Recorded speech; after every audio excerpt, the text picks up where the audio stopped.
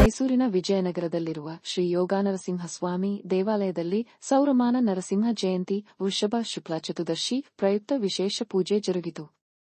ನರಸಿಂಹ ಜಯಂತಿ ಅಂಗವಾಗಿ ದೇವಾಲಯದ ಸಂಸ್ಥಾಪಕರಾದ ಪ್ರೊಫೆಸರ್ ಡಾ. ಭಾಷ್ಯಂ ಸ್ವಾಮೀಜಿ ಅವರ ನೇತೃತ್ವದಲ್ಲಿ ಸ್ವಾಮಿಗೆ ವಿಶೇಷ ಪೂಜಾ ಕೈಂಕರ್ಯಗಳು ನಡೆಯಿತು.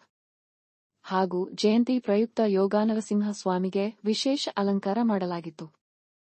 ನೂರಾರು ಭಕ್ತರು ವಿಶೇಷ ಪೂಜಾ ಕಾರ್ಯಕ್ರಮದಲ್ಲಿ ಭಾಗವಹಿಸಿ ಸ್ವಾಮಿಯ ದರ್ಶನ ಪಡೆದು ಪುನೀತರಾದರು.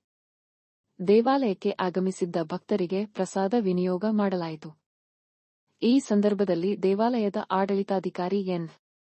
ಶ್ರೀನಿವಾಸನ್ ಉಪಸ್ಥಿತರಿದ್ದರು.